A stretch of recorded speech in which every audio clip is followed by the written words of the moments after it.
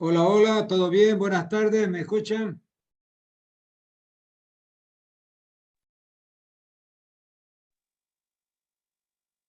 Hola, Sí, hola. doctor, ¿me Ah, ya. escucha? Buenas Bueno, tardes. perfecto, entonces vamos a comenzar la clase, vamos a seguir avanzando. Hoy, hoy día el tema es lepra. Vamos a ver.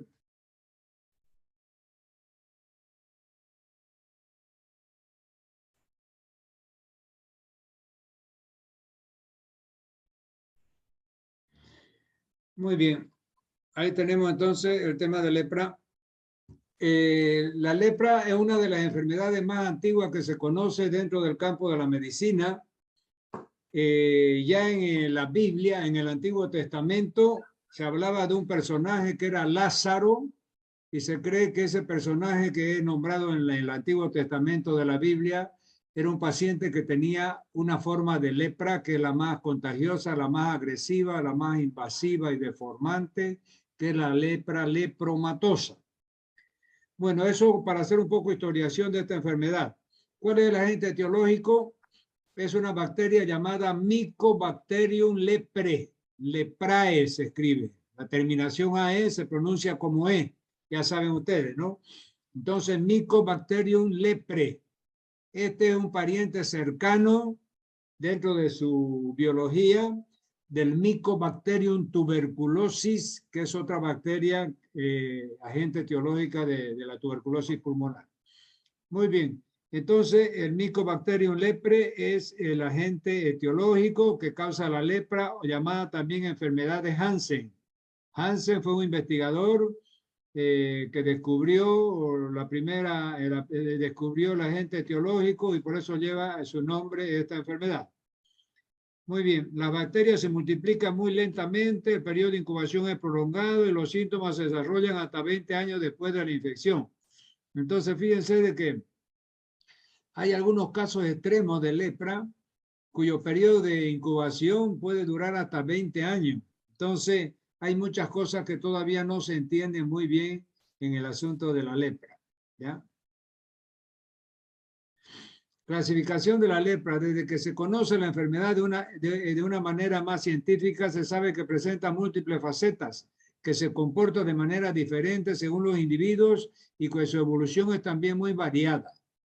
Entonces, fíjense que ya yo les decía, el mecanismo de transmisión exacto de esta enfermedad llamada lepra o mal de Hansen no se conoce hasta ahora exactamente, pero se acepta la teoría aerógena, o sea, igual que el COVID, igual que la tuberculosis pulmonar, a través de la expulsión de las microgotas de saliva y que la gente que está en torno de esas personas en ambiente cerrado la pueda respirar, y el contacto del paciente con algún leproso de la forma lepromatosa que tiene llagas, tiene úlceras, ya vamos a ver, y que tiene secreciones purulentas, serosanguinolentas, etcétera. Entonces, estar en contacto con esas secreciones, el personal de salud, de enfermería, al curar, etcétera, a esos pacientes, puede estar expuesto también a ese tipo de infección. Entonces, las dos formas de transmisión sería la aerógena y la forma por contacto con secreciones de pacientes con lepra. Clasificación. Existen en la literatura médica dos tipos de clasificaciones para la lepra. ¿Ya? Hay una clasificación que es de la OMS, de la Organización Mundial de la Salud. Aquí estoy mostrándole con el apuntador, dice clasificación OMS, y que la divide en paucibacilar y multivacilar. O sea, las paucivacilar serían las que tienen pocas lesiones, de 1 a 5 lesiones cutáneas, y la multivacilar, la que tiene mayor de 5 lesiones cutáneas en la piel. Y está la otra clasificación de Ridley-Jampling, ¿ya? Que es la que más se encuentra en los tratados de dermatología, en los tratados de infectología para estudiar la lepra, ¿ya? Y esta clasificación es la que generalmente se maneja dentro de la especialidad esa de dermatología, fue considerada una enfermedad de piel la lepra, ¿no? Entonces, lo que tienen que ustedes fijarse y fijar en su memoria es esta clasificación de Ridley y Jampling, que se refiere a que existirían 4 tipos de lepra. Y yo la voy a subrayar, porque fíjense que aquí hay 6, pero de estas 6, solamente 4 son las que se manejan, es decir, en la práctica. Primero, tenemos la forma indeterminada, la primera forma de la lepra. Segundo, la forma tuberculoide. Tercero, la forma borderline. Borderline en inglés quiere decir frontera, límite. ¿Por qué? Porque este tipo de lepra tiene síntomas de la tuberculoide y síntomas de la indeterminada. Entonces estaría en la frontera de ambas. Entonces por eso ya se ha castellanizado la clasificación de ese tipo de lepra de una palabra inglesa que es borderline, que quiere decir límite o frontera. Y la última es la forma lepromatosa. Fíjense estas otras dos, media borderline, lepromatosa, etcétera. Esa, olvídense, son las 4 que les he nombrado. Si yo les pregunto cuál es la clasificación de la lepra, según Ridley-Joplin, 4 tipos: indeterminada, tuberculoide, borderline y lepromatosa. ¿Ya? Muy bien, vamos a seguir así.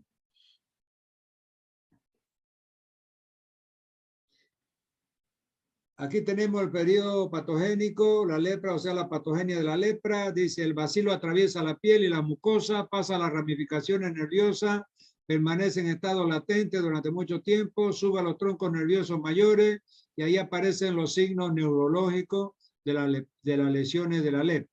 Entonces, ese sería el camino que recorre la patogenia. Vamos a la siguiente. Vamos a ver entonces la primera forma clínica, que es la forma incaracterística o indeterminada. Fíjense que yo a veces bromeo con los alumnos y les digo, la forma característica, ya, o sea, los síntomas de la característica, los síntomas de la forma incaracterística tienen las siguientes características. Entonces parece un contrasentido, ¿no, verdad? Es decir, está hablando de que es una forma incaracterística, pero tiene síntomas que la caracterizan. Entonces vendría a ser, la forma incaracterística tiene estos síntomas característicos, ¿ya? Entonces, a veces mejor para evitar ese lenguaje así medio que puede confundir, entonces mejor definirla a esta forma incaracterística como indeterminada, porque tiene los dos nombres. Fíjense ustedes en el título, dice forma incaracterística o indeterminada. Muy bien, entonces vamos a decir, la forma indeterminada o incaracterística de la lepra, los síntomas que presenta son los siguientes. En primer lugar tenemos lesiones en piel, ¿ya? Tipo erupción, no podemos decir mancha porque mancha es una palabra popular, ¿no, verdad? Común y corriente. Entonces, dentro de la terminología médica, las manchas que hay en piel se llaman como erupciones, ¿no, verdad? Pero cuando son más definidas, se puede hasta usar mancha, ¿ya? Pero cuando son un poco indefinidas, como en las enfermedades eruptivas, se habla de erupción. Pero hablemos de manchas. Son manchas que tienen 4A. Entonces es una mnemotecnia interesante para recordar las palabras que comienzan con A. Son 4 palabras que comienzan con A. Y es la característica de las manchas de esta forma de lepra llamada indeterminada, ¿ya? Primero, acromía. La palabra acromía quiere decir falta de pigmentación en la piel. Ustedes saben que la pigmentación de la piel es dada por los melanocitos. Entonces, las personas de tez oscura tienen bastante melanocitos y estas manchas se ven de color blanca, sin melanina. Y en las personas de color, de tez más blanca, se ven de color rosadito. Entonces, en ambas tipos de manchas, en ambas razas, está la raza más oscura y la raza más blanca, es decir, hay acromía, o sea, hay disminución de la pigmentación de la piel. Primera. Segunda, hay anestesia. ¿Qué quiere decir? En el límite de la mancha, la persona no siente el dolor al pinchazo o el dolor de un objeto caliente.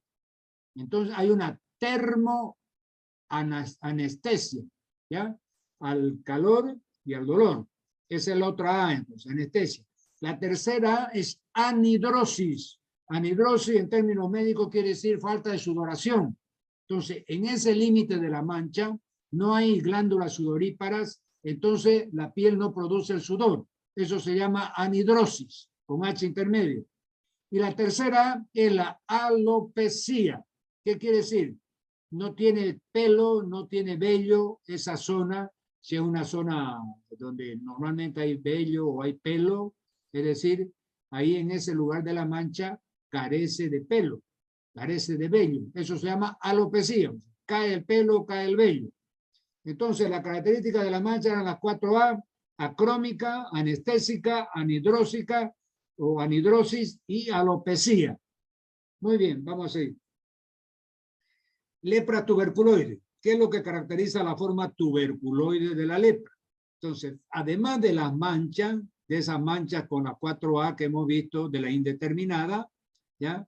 También se asocian, sobre todo, y es característico en la forma tuberculoide, de atacar los trayectos nerviosos. Entonces, los trayectos nerviosos se inflaman, hay engrosamiento de los nervios, hay dolores, parestesia en los nervios y puede llegar a paresia, que es disminución de la fuerza muscular, y puede llegar inclusive hasta alguna parálisis. ¿Ya? Vamos a leer entonces. Es una forma polar, estable y benigna. El paciente posee una buena inmunidad celular contra el bacilo Mycobacterium leprae. Se caracteriza por tener generalmente una o varias lesiones maculosas o en forma de placa, de tamaño variable, color eritematoso violáceo, superficie seca, escamosa, de bordes nítidos, levantado y micropapuloide. Hay compromiso de las terminaciones y troncos nerviosos, o sea, anestesia, al igual que la alopecia y la anhidrosis. Las variables clínicas son las máculas, tuberculoide, que son con máculas anestésicas y lesiones micropapulosas.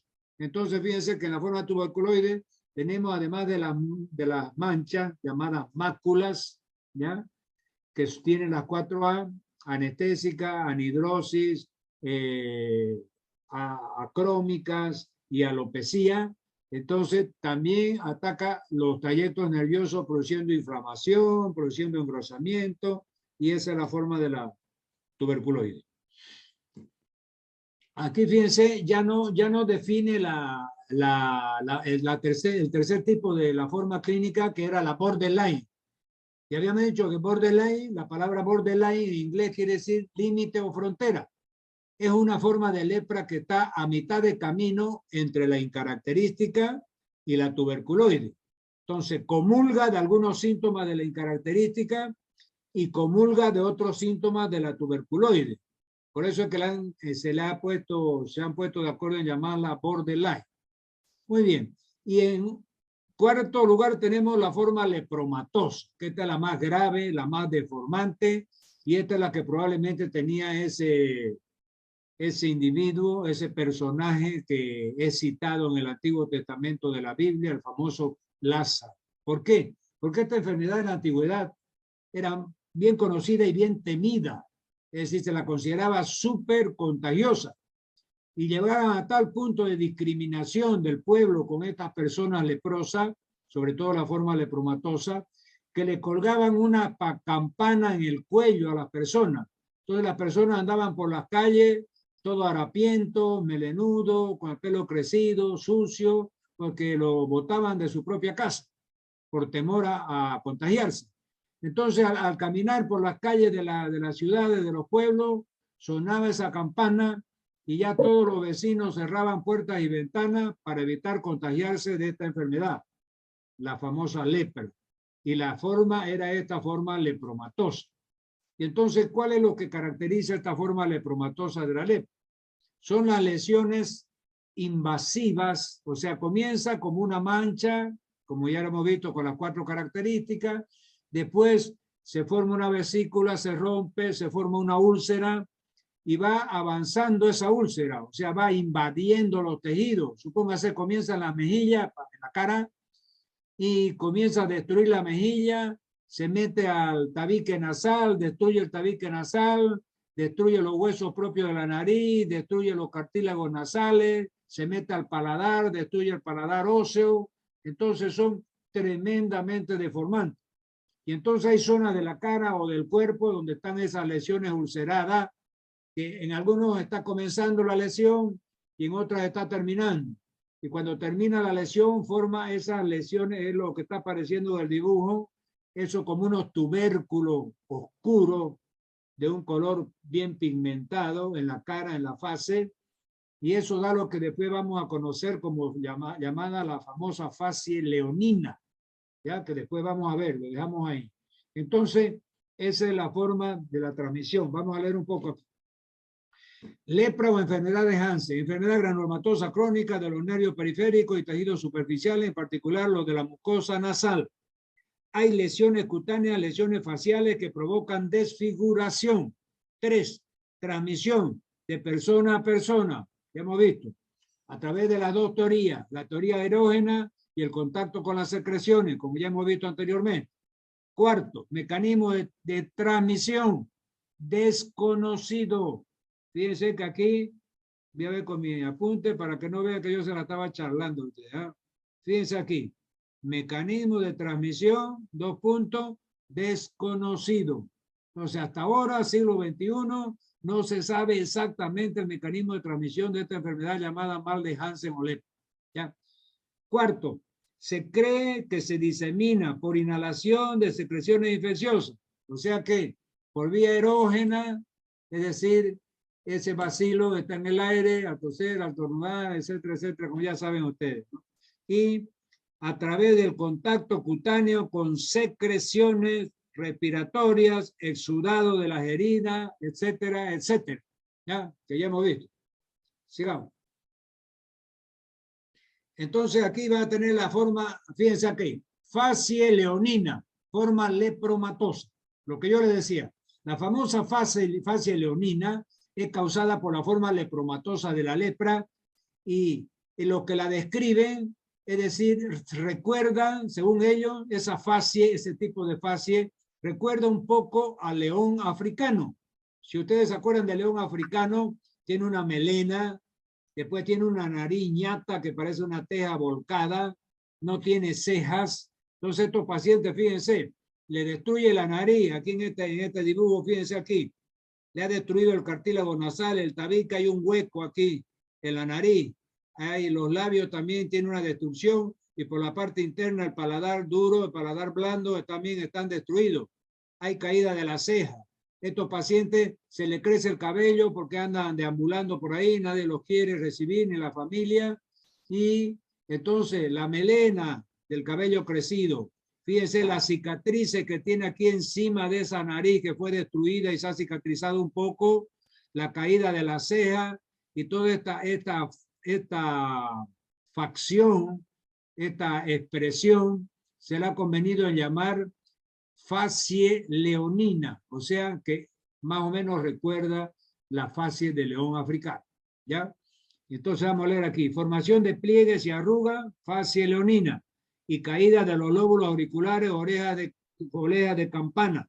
Fíjense que los lóbulos auriculares de la oreja se caen y se alargan. Fíjense las orejas largas aquí, viene prácticamente de la parte inferior del ojo hasta aquí, hasta el cuello, el lóbulo de la oreja.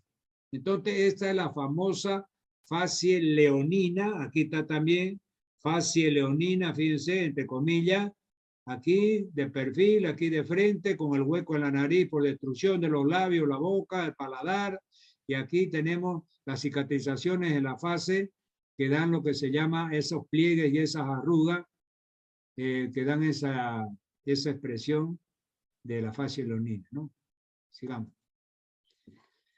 Muy bien, entonces definición de caso, bueno, eso ya es presentando un caso. Diagnóstico. ¿Cómo se hace el diagnóstico de la lepra? Entonces, hay 4 exámenes que pueden ayudarnos a hacer el diagnóstico de certeza de la lepra. ¿Ya? Primero, una biopsia de la piel de la lesión. O sea, saca usted un pedacito, anestesia, un pedacito de la lesión en la piel, ya sea en lugar de las manchas esas que tienen esas 4 características, en el lugar de la úlcera, donde la lepromatosa, en la parte de los nervios, en la parte tuberculoide, la manda de anatomía patológica y allá le vuelve el resultado de la biopsia. Segundo, examen de raspado de la piel o mucosa. En vez de cortar y sacar un pedacito de tejido, usted con el bisturí raspa la piel donde está la lesión y ese raspado lo manda también a anatomía patológica y allá le viene el resultado. Después la tercera se llama prueba de la lepromina. ¿Qué es la lepromina? La lepromina es la proteína del agente etiológico de la lepra, o sea, del Mycobacterium lepre. Es decir, el Mycobacterium lepre tiene un componente proteico que es la lepromina. Ese componente proteico llamado lepromina se inyecta en la cara interna del antebrazo y se lee la respuesta a las 48 o 72 horas. Si el diámetro es más de 20 milímetros, la prueba es positiva, y si el diámetro es menor de 20 milímetros, o sea, casi no hace roncha, es negativa. Eso se llama prueba de la lepromina o prueba de Mitsuda también. Fíjense que aquí no está ese nombre. Yo se lo estoy dando aparte. Fue un japonés el que descubrió ese tipo de prueba y le puso su nombre y se llama prueba de Mitsuda.